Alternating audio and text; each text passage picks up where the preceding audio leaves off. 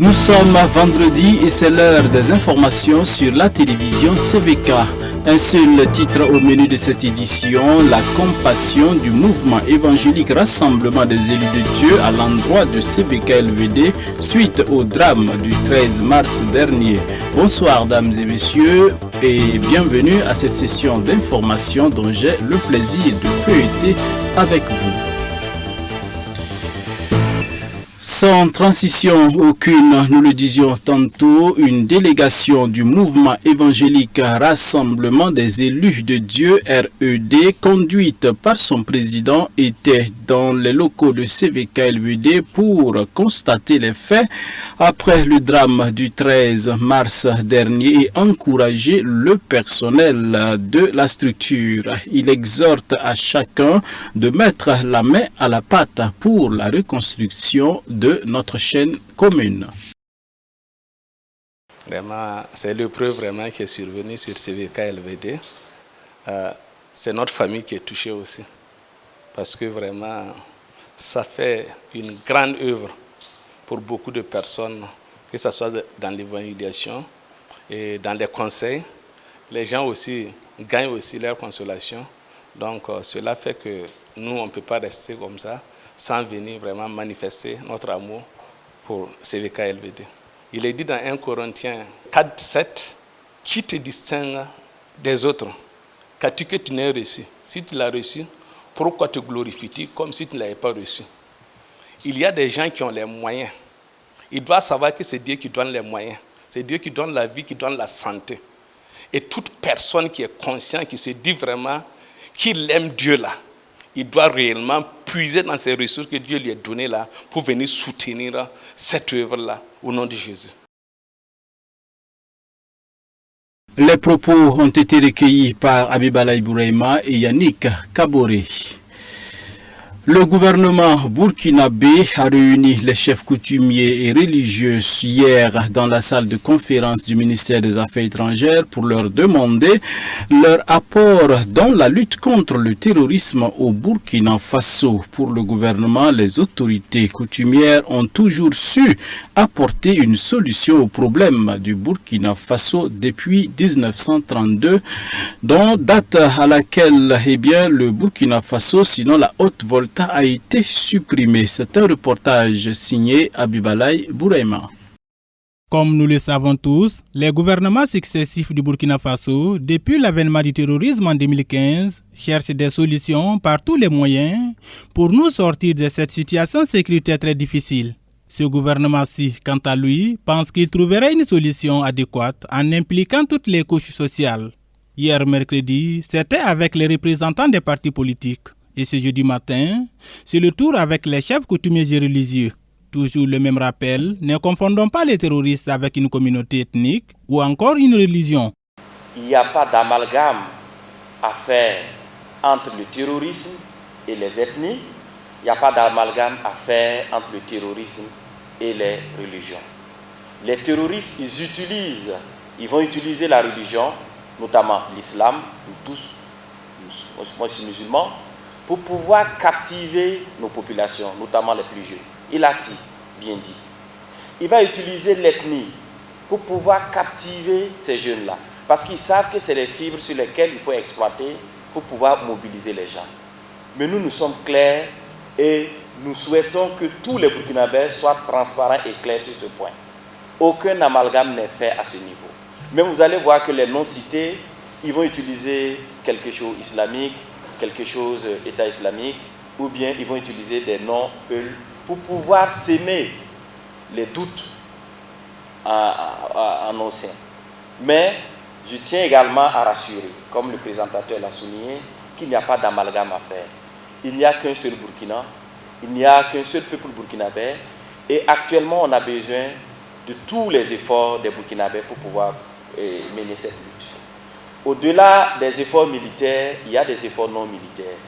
Et quelqu'un l'avait dit, si chaque jour, dans chaque village, chaque chef religieux mettait la main dans la poche pour qu'on puisse déconnecter, pour qu'on puisse travailler à déconnecter un jeune du terrorisme, si chaque jour, que ce soit dans les temples, que ce soit dans les mosquées, que ce soit dans les églises, les efforts sont faits pour pouvoir déconnecter ces jeunes du terrorisme. Vous allez voir que nous, militaires, on n'allait même plus avoir une action à faire. Nous savons que vous le faites déjà, mais nous vous encourageons à aller dans ce sens. Pour ne pas être long, nos portes sont ouvertes. Si certaines informations ou bien certaines incompréhensions ont été peut-être apparues dans cette présentation, nos portes sont ouvertes et vous pouvez toujours nous approcher. Parce que c'est vous les leaders, c'est vous notre boussole et nous sommes prêts à répondre à toutes les questions. Pour le ministre de la Défense, ce qui nous permet de résister actuellement aux terroristes, ce sont nos moyens et nos prières, car le Burkina Faso est dans le viseur d'une certaine coalition internationale. Soyez rassurés, aucun militaire étranger, aucune intervention étrangère ne fait à notre profit pour cette guerre d'abord. Nous le faisons par vos fils, par les moyens et aussi par vos prières et vos bénédictions. C'est ça qui nous fait faire la guerre actuellement. C'est ça qui nous fait faire cette lutte actuellement. Que Dieu nous bénisse tous. L'autre aspect, comme on l'a dit, les numéros qui ont été donnés pour que les gens puissent donner des alertes et communiquer. Vraiment que ce soit vulgarisé, que ce soit diffusé à tous les niveaux afin qu'on sache réellement ce qui se passe. Chacun à son niveau a quelque chose à faire. Ce n'est pas obligatoire une histoire de militaire, une réforme de gens en tenue, c'est tout le monde est concerné. Même assis sur un trône quelque part, j'ai des informations que je suis obligé à donner pour pouvoir arranger la communauté, pour pouvoir arranger le pays. Nous avons ça, donc il faut qu'on les communique et qu'on nous allons dans ce sens. Ce n'est pas une histoire de personne, d'individu, mais c'est une histoire de notre État. Que Dieu nous bénisse tous. Mais avant, permettez-moi aussi de présenter quelques excuses, notamment avec les postes qui ont été faits. En commençant par Sa Majesté de Moronava, où quelque chose qu'on communiqué à passer, au fait, c'est peut-être, on a pensé, peut-être pour attirer notre attention sur un truc, alors qu'on cherchait à nous attaquer ailleurs. Dieu merci pour vos bénédictions. On a pu régler cette histoire. Que ce soit le Moronava, vous, tous les chefs religieux et coutumiers qui sont là, faites attention à ça. Comme je le dis, il y a des montages, il y a des manipulations qui sont faites. Nos portes sont ouvertes, venez à nous, on vous donne les explications nécessaires. Pour l'autre membre de la délégation gouvernementale, le ministre d'État, ministre de la fonction publique, du travail et de la protection sociale, l'intervention des chefs coutumiers et religieux est indispensable pour trouver une solution à la crise sécuritaire actuelle. Si le pays a été reconstruit en 1947, c'est grâce à qui? C'est grâce à l'ensemble des interventions. La proclamation de la République le 11 décembre 1958, l'indépendance formelle de 5 août 1960. Est-ce qu'on peut citer des hommes politiques sans que des hommes portant les noms et les forces coutumières ne soient appelés, et même religieuses? Le 17 et 18 décembre 1975, quand le pays a failli s'enflammer, ça a été grâce à vos différentes interventions qu'on a pu retourner à un cadre national. Quand les 2 enfants à Garambo ont été fauchés le 15 juin 1995 et le climat social a failli s'enflammer, c'est grâce à vos interventions qu'on est revenu également au cadre. Le dimanche 13 décembre 1998, qu'est-ce que les communautés religieuses et coutumières n'ont pas fait pour ramener le calme au moment où des gens ne comptaient même plus sur l'existence du Burkina? Sans compter les 30 et 31 octobre 2014 jusqu'à l'heure actuelle. Ça veut dire que les prières portent, les incantations portent, les actions coutumières portent. Donc de ce point de vue, votre rapport qu'on veut aujourd'hui là, ce n'est pas de dire que dans telle forêt ils sont là, ils ont progressé. C'est de nous dire, après les échanges ici, Bassolma, j'ai une canarie. Voilà le contenu. Prends et puis foncez au fond. C'est ça qu'on veut. On veut que vous appelez un de nous dire, mais Soura que je connais là, prends ça, arrivez, si ça choque et que tu estimes que ton sujet est calé, récite ça et disparaît. C'est ça qu'on veut. Le ministre Bassolma Bazié a invité tout Burkinabé qui a quelque chose à apporter qui permet de lutter efficacement contre le terrorisme à ne pas hésiter à entrer en contact avec les autorités afin que ces moyens soient déployés pour le bien de la nation tout entière. Tout autre chose à présent, l'école biblique de Mako dans le département de Goursi a organisé une cérémonie de remise de diplôme de sa deuxième promotion. Forte de 37 hommes et femmes, ils se disent prêts à œuvrer dans le champ du Seigneur. Abibalaï Bouraïma, Xavier Ouedraogo pour le reportage. C'est la deuxième fois que l'école biblique Esdras de Mako met à la disposition de l'église des assemblées de Dieu du Burkina Faso des pasteurs formés pendant 3 ans. Ils sont 37 lauréats à recevoir leur diplôme de fin de formation biblique le vendredi 28 avril à Mako dans la région ecclésiastique de Goursi. Je me sens apte d'aller sur le champ missionnaire parce que je suis outillé pour la mission que Christ a mis devant moi pour le faire. J'ai vu les mains de Dieu se manifester dans toutes les circonstances de la vie.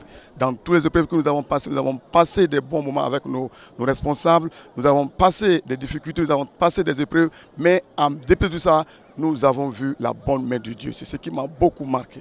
Le temps que nous avons passé ici nous a permis d'acquérir des connaissances, des connaissances bibliques, en matière sociale,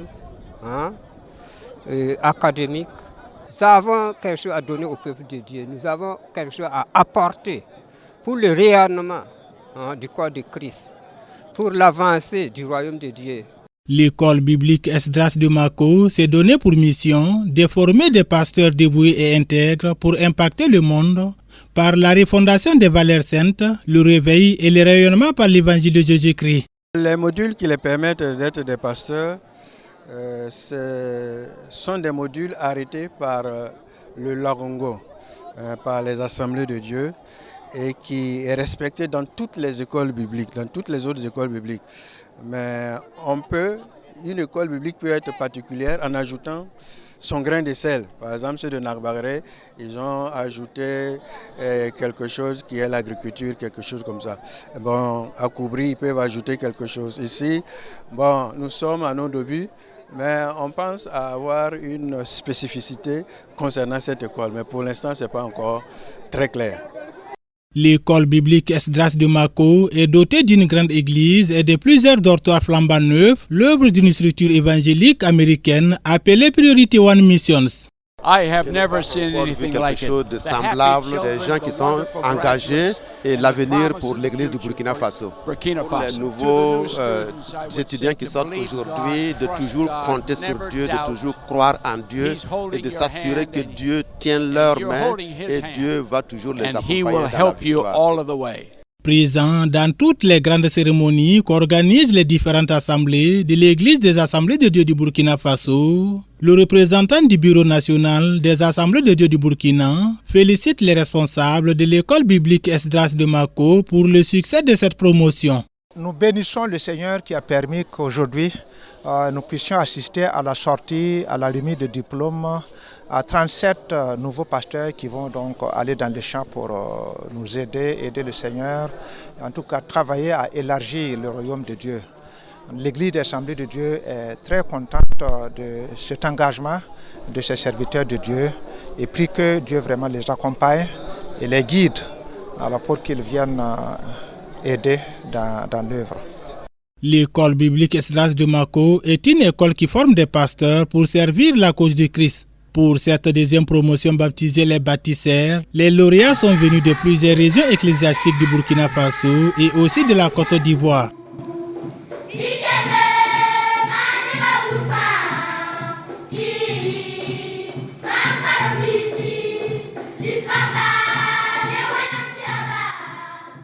La fenêtre internationale dans cette édition, un clin d'œil au Mali voisin où le référendum constitutionnel est fixé au 18 juin prochain.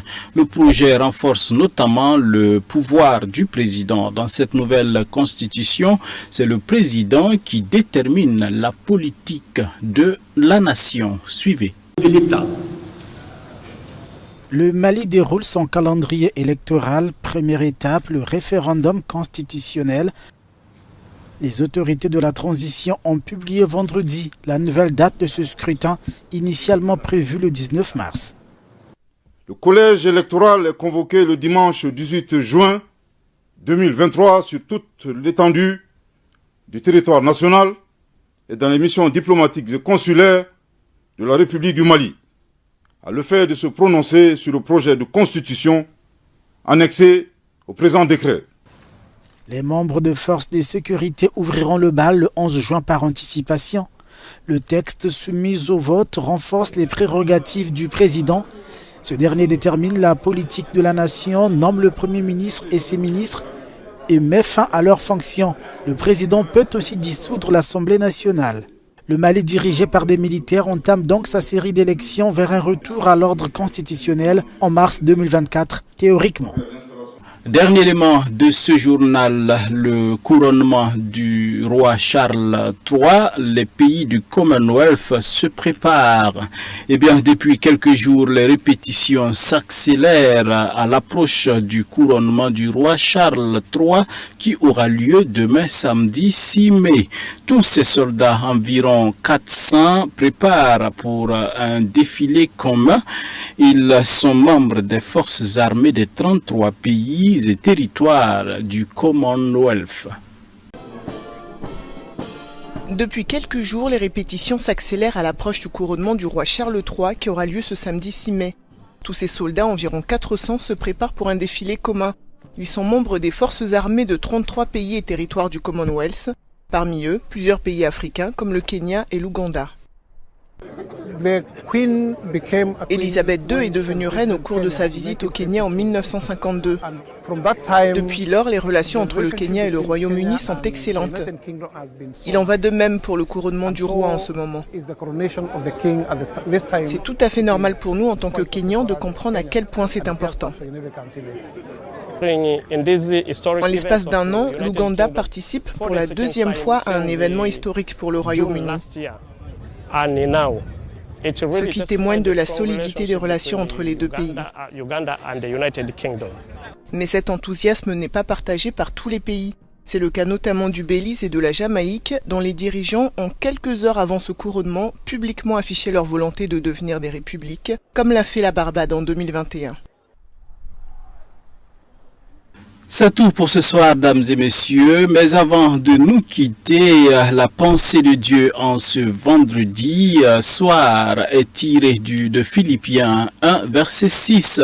Je suis persuadé que celui qui a commencé en vous cette belle œuvre la poursuivra jusqu'à son terme, jusqu'au jour du Seigneur Jésus-Christ, nous dit l'auteur de l'évangile de Philippiens. Eh bien, j'aimerais pour ma part vous rappeler que Dieu est un finisseur. Oui, Dieu est un finisseur, quelqu'un qui finit toujours ce qu'il a commencé. Le Seigneur ne commence rien sans le terminer. C'est une qualité puissante de Dieu en laquelle nous croyons fermement. Il est le commencement et la fin de toutes choses, car il connaît la fin avant même le commencement de toutes choses. Alors, ne doutez pas, croyez seulement en Dieu. Dieu terminera ce qu'il a commencé en vous. Il ne vous lâchera jamais. Faites-lui tout simplement confiance et vous deviendrez le fruit de ses merveilleuses promesses. Dieu vous bénisse, dames et messieurs. Merci d'avoir été des nôtres tout au long de la semaine. Nous vous souhaitons un excellent week-end, surtout en compagnie des programmes de la télévision, de la famille. Comptons sur l'Éternel des armées. Il ne faillit jamais. Bonsoir chez vous et à bientôt.